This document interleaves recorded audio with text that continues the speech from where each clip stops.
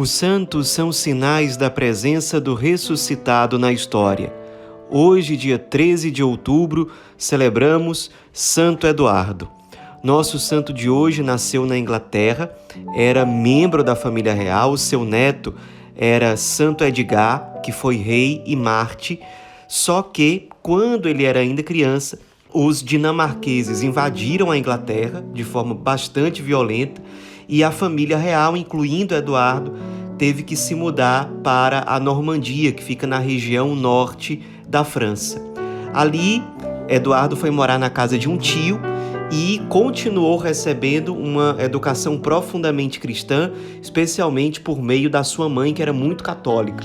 Então, ele tinha uma personalidade mais tímida, ele não era de muitas palavras, mas ao mesmo tempo era muito afável, muito sensível à necessidade dos outros, muito solícito, muito dado à oração, a devoções católicas, era realmente muito virtuoso e passava a impressão a todos de que ele era bem mais maduro do que os outros meninos da sua idade.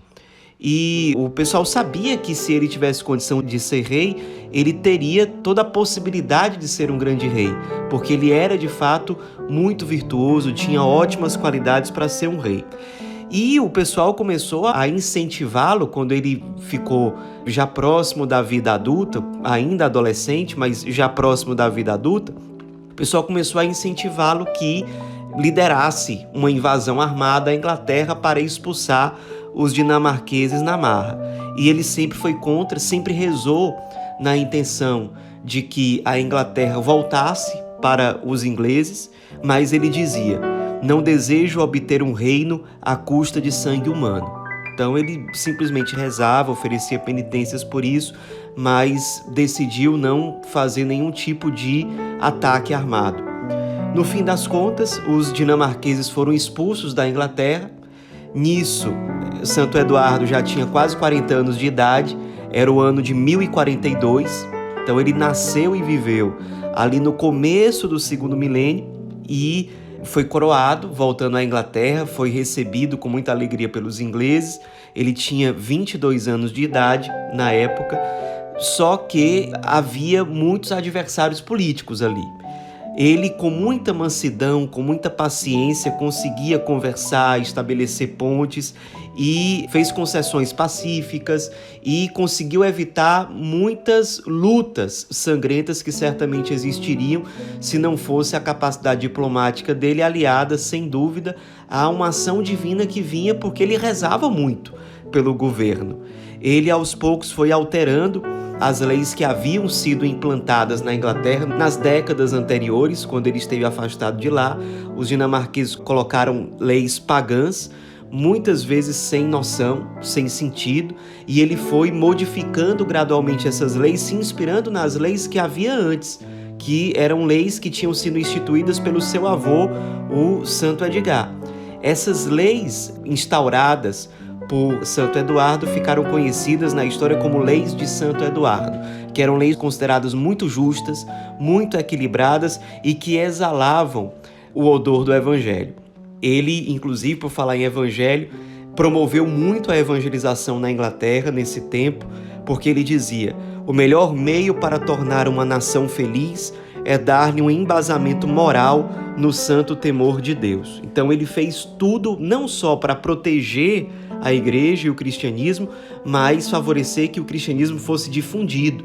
Então ele restaurou igrejas, especialmente ele mandou restaurar a famosa, a importantíssima abadia de Westminster, uma abadia importantíssima na evangelização da Inglaterra, promoveu ordens religiosas, socorreu os pobres. Aliás, ele tinha uma grande sensibilidade para com os pobres.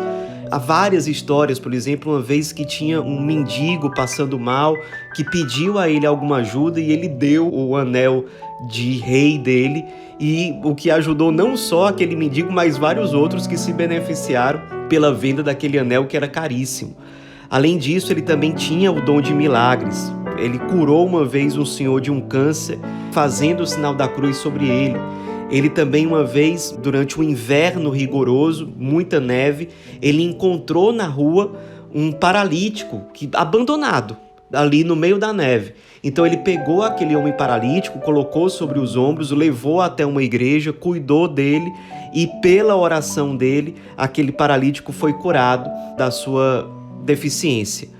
Então, milagres e curas como essas, acontecidas especialmente em relação aos pobres, que eram os prediletos do rei, eram contadas assim, com muita frequência. Ele, de fato, privilegiava os pobres no seu governo, no seu reinado. Ele, durante a juventude, firmou um propósito pessoal de viver no celibato por toda a vida. Só que, por conta das pressões políticas e tudo mais, um rei tinha que ter uma rainha, ele tinha que ter uma esposa, até para deixar uma descendência. Então, depois de muita pressão, ele se casou com Edith, que era filha de um conde, ou seja, era de uma família também muito nobre, e Edith também era muito católica e tinha uma inclinação para o celibato. Então os dois se uniram matrimonialmente, mas nunca tiveram filhos durante os 20 anos em que eles estiveram casados, nunca tiveram filhos, e há relatos que dizem que eles mantiveram a virgindade porque o casamento deles não se tratava de uma vocação mesmo, mas de uma necessidade que as circunstâncias impunham. Então os dois aceitaram casar nessas circunstâncias, foi o jeito. Ela, durante um tempo, até para se proteger contra possíveis ataques de adversários políticos, ela viveu no convento durante alguns anos, depois ela voltou. Os dois, embora ao que tudo indica, vivessem em continência, mas os dois se amavam muito, tinham muito carinho mesmo um pelo outro. Ele era muito admirado pelo povo. O povo tinha Santo Eduardo como uma espécie de pai, e ele abraçou realmente essa paternidade. Ele nunca teve filhos biológicos, mas aqueles que formavam a nação inglesa era como se fossem seus filhos. Então ele tratava cada um, atendia cada um com grande atenção, com grande zelo, com grande caridade. Procurava governar sempre pensando naquilo que seria o melhor para a nação, especialmente para os mais abandonados, para os mais fragilizados. E no fim das contas, depois de uma vida consumida por amor a Cristo, ao Evangelho, à Igreja, colaborando na evangelização, servindo os pobres, fazendo um governo justo, bom, pensando em todos, ele ficou muito doente, já com 64 anos de idade, ficou de cama. Ele tinha uma grande devoção a São João Evangelista e ele recebeu uma revelação particular transmitida por São João Evangelista, dizendo que de fato a morte dele estava se aproximando.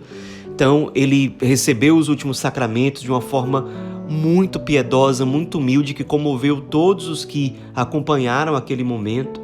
Se despediu da sua esposa com muita sensibilidade, com muito carinho, os dois se emocionaram muito. Se despediu de todos, deu algumas orientações, alguns conselhos para a continuação do governo, para aqueles que certamente iriam levar o reinado para frente. E no fim das contas ele morreu santamente no dia 5 de janeiro de 1066. Sua canonização aconteceu no século seguinte, quase 100 anos depois, no ano de 1160, por intermédio do Papa Alexandre III. Mas logo depois da sua morte, a população inglesa em geral já o aclamou como santo. Já passou a venerar seus restos mortais, fazer peregrinações ao seu túmulo. Aliás, 50 anos após a sua morte, os seus restos mortais, suas relíquias, foram transladadas para a igreja de São Tomás, em Canterbury. E esses restos mortais estão até hoje na abadia que ele mandou restaurar ainda em vida. Essa transladação que nós mencionamos, ela aconteceu no dia 13 de outubro e essa ficou sendo a data onde a liturgia comemora Santo Eduardo. Nos inspiremos nesse grande santo, rei, esposo, que tinha grande sensibilidade para com os pobres, de profunda espiritualidade, de profunda piedade. Nos inspiremos para que nós também, na nossa missão pessoal, no nosso estado de vida, nas nossas circunstâncias concretas, de forma dócil e humilde, em tudo, sejamos fiéis à vontade de Deus. Santo Eduardo, rogai por nós.